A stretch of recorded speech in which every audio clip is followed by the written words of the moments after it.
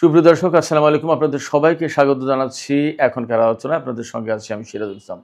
দর্শক, আজকে আমরা ভারত এবং বাংলাদেশ প্রসঙ্গ নিয়ে কথা বলবো। প্রথমেই বলি, ভারতের রাস্তায় আজকে শুধুমাত্র ছাত্ররা নেই, সেখানে দাঁড়িয়ে আছে একটি প্রজন্ম, যে প্রজন্মের অভিযোগ পরিশ্রম করেও সুন্দর ভবিষ্যতের নিশ্চয়তা নেই। যে প্রশ্নপত্র ফাঁসের কথা বলা হচ্ছে তা ছিল বেসিক্যালি একটি স্ফুলিঙ্গ। আসল আগুন বহুদিন ধরে জমে থাকা ক্ষোভ। প্রশ্ন হচ্ছে, এটি কি শুধু একটি ছাত্র আন্দোলন, নাকি নরেন্দ্র মোদীর এক দশকের বেশি সময়ের শাসন ক্ষমতার বিরুদ্ধে তরুণদের একটি বড় রাজনৈতিক বার্তা? আরও প্রশ্ন হচ্ছে, নরেন্দ্র মোদী যে উগ্র হিন্দুত্ববাদী দর্শন নিয়ে ভারতকে নিজের অধীনে রাখার চেষ্টা করেছেন, তার সেই দর্শন, সেই চেষ্টা কি এখন ব্যর্থ হতে চলেছে কিনা? সুপ্রিয় দর্শক, আমরা আজকের ভিডিওতে মূলত ভারতের চলমান ছাত্র আন্দোলন এবং যা এখন গণ আন্দোলনে রূপান্তরিত হয়েছে সে বিষয়টি নিয়ে কথা বলবো। আমরা খোঁজার চেষ্টা করব নরেন্দ্র মোদী ভারতকে কোন সুতোয় একতাবদ্ধ করে রাখার চেষ্টা করেছিলেন এবং কেন তা এখন ছুটে যাচ্ছে, বিচ্ছিন্ন হয়ে যাচ্ছে। ভারতের কোনো কোনো রাজনৈতিক নেতা বলছেন এর পেছনে বিদেশিদের ইন্ধন আছে এবং আন্দোলনকারীরা মূলত বিদেশিদের হাতিয়ার হয়ে এখানে কাজ করছে। বাস্তবতা কি তাই? এর সাথে আমরা আরেকটু যুক্ত করব, বাংলাদেশের প্রধানমন্ত্রী তারেক রহমানকে ভারত সফরের আমন্ত্রণ জানিয়েছে মোদী সরকার, সে বিষয়টি নিয়ে কথা বলবো। এবং বাংলাদেশের অর্থনীতির রূপান্তরের ব্যাপারে প্রধানমন্ত্রী তারেক রহমান আজকে বিশেষ একটি বক্তব্য দিয়েছেন চীন মৈত্রী সম্মেলন কেন্দ্রে। আমরা গত 3 দিন আগে বাংলাদেশের শিল্প বাণিজ্যের যে $1 ট্রিলিয়ন যে সম্ভাবনা নিয়ে কথা বলেছিলাম, প্রধানমন্ত্রী আজকে প্রায় একই সুরে একই বিষয়ে কথা বলেছেন। তাহলে কি আমরা আসলে এমন একটা উন্নয়নের দিকে যাচ্ছি যা সত্যিকারের কাঙ্ক্ষিত বাংলাদেশ গড়ে দেবে? সুপ্রিয় দর্শক, আমরা এই সমস্ত বিষয় নিয়ে বিস্তারিত আলোচনা করব আজকের টক উইথ সিরাজ ইনসাইটের সাথেই থাকুন এবং আশা করছি এই আলোচনা আপনাদের ভালো লাগবে। যদি ভালো লাগে তাহলে লাইক, কমেন্ট, শেয়ার করবেন এবং চ্যানেলটি সাবস্ক্রাইব করে সাথেই থাকবেন। দর্শক, চলুন মূল আলোচনায় চলে যাই। আমাদের সামনে অনেকগুলো প্রশ্ন ছিল এটি কি শুধুমাত্র একটি ছাত্র আন্দোলন কিনা। তারপরে প্রশ্ন ছিল, নাকি নরেন্দ্র মোদীর এক দশকের শাসন ব্যবস্থার বিরুদ্ধে সঞ্চিত ক্ষোভের বহিঃপ্রকাশের বিষয়ে ছাত্রদের পক্ষ থেকে বড় কোনো রাজনৈতিক বার্তা। আরও প্রশ্ন ছিল, মোদী যে দর্শন দিয়ে, যেভাবে হিন্দুত্ববাদ দিয়ে ভারতকে এক সুতোই বেঁধে রাখতে চেয়েছিলেন, তার সেই দর্শন, তার সেই কৌশল এবং তার সেই প্রচেষ্টা তা কি এখন ব্যর্থ হতে চলেছে? এর সাথে কি বিদেশিদের ইন্ধন আছে, নাকি দেশের ভেতরে জমে থাকা সামাজিক ও রাজনৈতিক ক্ষোভের কারণে এই আন্দোলন ঘূর্ণাবর্তে পাক খাচ্ছে? চলুন আমরা বিস্তারিত কথা বলি। প্রথম কথা হচ্ছে, এটি কি শুধু এখন একটা ছাত্র আন্দোলন আছে? মোটেই না।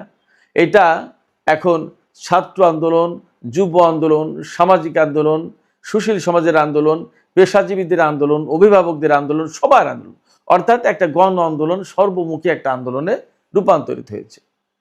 আমরা এতদিনে নিশ্চয়ই জেনেছি কেন এই আন্দোলন হচ্ছে। সবাই জানি যে প্রশ্নপত্র ফাঁস এবং বেকারত্ব, কর্মসংস্থান না থাকা, এরকম বেশ কিছু বিষয় নিয়ে এই আন্দোলন গড়ে উঠেছে। আন্দোলন করছে কারা? সেই তুচ্ছ তাচ্ছিল্য করা তেলাপোকা বা ককরোচ জনতা পার্টি, তারা আন্দোলন করছে। ককরোচ জনতা পার্টির প্রধান যিনি, অভিজিৎ দীপকে, তিনি কিন্তু আমেরিকার বোস্টন ইউনিভার্সিটির ছাত্র। তিনি ভারতে অবস্থান করে এই আন্দোলন সংগঠিত করেনি। তিনি এই আন্দোলন অনেক দিন থেকে গড়ে তুলেছেন ডিজিটাল প্ল্যাটফর্মে এবং একটা পর্যায়ে একেবারে রাজপথে নেমে এখন সেই আন্দোলন চলছে।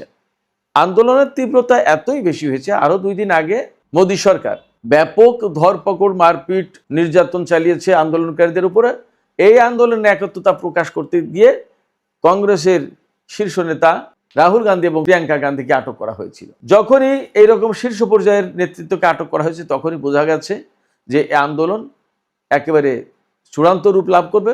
এই আন্দোলনে মোদী সরকার আরো ঘি ঢাললো, অর্থাৎ আগুন আরো বেশি জ্বালিয়ে দেওয়ার ব্যবস্থা করলো এবং হয়েছেও তাই। এখন মোদি, প্রধানমন্ত্রী নরেন্দ্র মোদী, তিনি কিন্তু ছাত্রদের একটা দাবি মেনে নিয়েছেন যে এই যে প্রশ্নপত্র ফাঁসের ঘটনা, প্রশ্নপত্র ফাঁসের ঘটনায় যারা জড়িত দোষী তাদের দ্রুত আইনে বিচার করা হবে, দ্রুত আদালতে বিচার করা হবে। কিন্তু আন্দোলনকারীরা কিন্তু এখন আর এই আশ্বাসে আশ্বস্ত হতে চায় না, হচ্ছে না। তারা আগামীকাল 24 জুলাই ভারতব্যাপী এই আন্দোলন ছড়িয়ে দেওয়ার জন্য কর্মসূচি ঘোষণা করেছে। প্রতিটা জেলায় এক দাবিতে আন্দোলন। সেটা কি? শিক্ষামন্ত্রী ধর্মেন্দ্র প্রধানের পদত্যাগ দাবি, পাশাপাশি যে পরিস্থিতি তৈরি হচ্ছে তাতে সরকারের পতন আন্দোলনও এখান থেকে গড়ে উঠতে পারে। ছাত্ররা বা এই যে আন্দোলনে যারা ভূমিকা রাখছে, হাজার হাজার, হয়তো লাখ লাখ, তারা কেন, কি কারণে এই আন্দোলনটা গড়ে উঠে? মূল দাবি প্রশ্নপত্র ফাঁস, দুর্নীতি, শিক্ষা সংস্কার ইত্যাদি ইত্যাদি। এই যে প্রশ্নপত্র ফাঁস, এতে আসলে কি সমস্যা তৈরি হয়? সমস্যাটা তৈরি হয় অনেক বড়। শোনা যাচ্ছে প্রশ্নপত্র ফাঁস, কিন্তু এর সাথে ভবিষ্যতের অনেক বড় কিছু ঘটনা জড়িত থাকে। যেমন যে ছাত্রটা ক্লাসে হয়তো ফার্স্ট বয়, ভালো ছাত্র, ভালো লেখাপড়া করে ভালো পরীক্ষা দিতে গেছে, কিন্তু যে ব্যক্তি প্রশ্ন ফাঁস করে প্রশ্নপত্র হাতে পেয়ে আগেই, এই যে ফার্স্ট বয় বা সেকেন্ড বয় তার চেয়ে অনেক ভালো জেনে বুঝে পরীক্ষা দিতে পারে। অর্থাৎ যে ছেলের হাতে বা যে মেয়ের হাতে প্রশ্নপত্র ফাঁস হয়ে চলে এসেছে, সে তো জানে পরীক্ষায় কি কি আসছে, সে সেইভাবে সেইগুলোই মুখস্থ করে সেইগুলোই লেখার ব্যবস্থা করে অনেক ভালো রেজাল্ট করে ফেললো। কিন্তু বেসিক্যালি তো তার মেধা, তার ব্রেন তো ওই রকম না। অথচ ফার্স্ট বয় সেকেন্ড বয় সে মেডিকেলে চান্স পাইলো না, ইঞ্জিনিয়ারিংয়ের চান্স পেলো না, অথবা বড় কোনো কিছু সাবজেক্টে চান্স পেলো না, তাহলে কি দাঁড়ালো? অথচ এই ছেলের ভবিষ্যতে ডাক্তার, ইঞ্জিনিয়ার বা বড় কিছু হওয়ার কথা ছিল, বা প্রশাসন ক্যাডারে, বিসিএস ক্যাডারের মতো এই সমস্ত ক্যাডারে চাকরি করার কথা ছিল, সরকারি প্রশাসনে যাওয়ার কথা ছিল। কিন্তু প্রশ্নপত্র ফাঁসের কারণে যারা প্রশ্ন হাতে পেয়েছিল তারাই নিয়ে গেল ভালো নাম্বার, ভালো কিছু, বা মেডিকেলে চান্স পেলো, ইঞ্জিনিয়ারিং চান্স পেলো।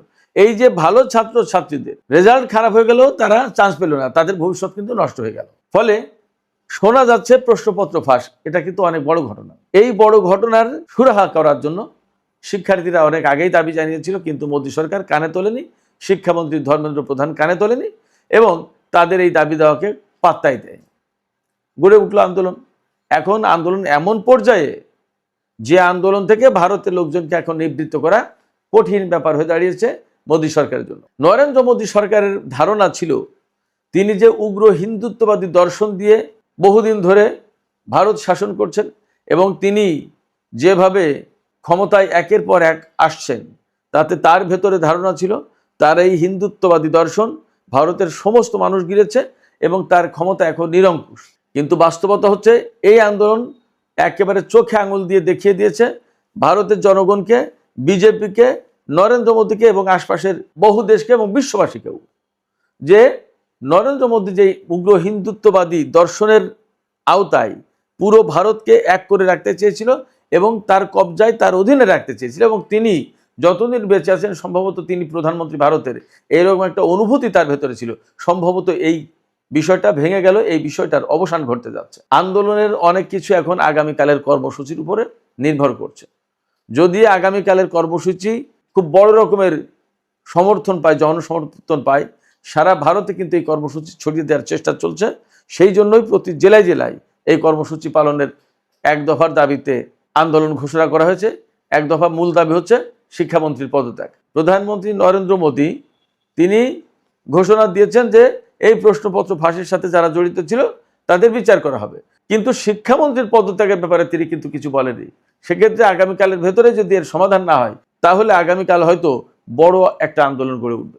এই বড় আন্দোলন যদি গড়ে ওঠে, তাহলে কিন্তু নরেন্দ্র মোদীর গদি নড়ে যাওয়ার সম্ভাবনা আছে। এবং আপনি কল্পনা করতে পারেন, ভারতে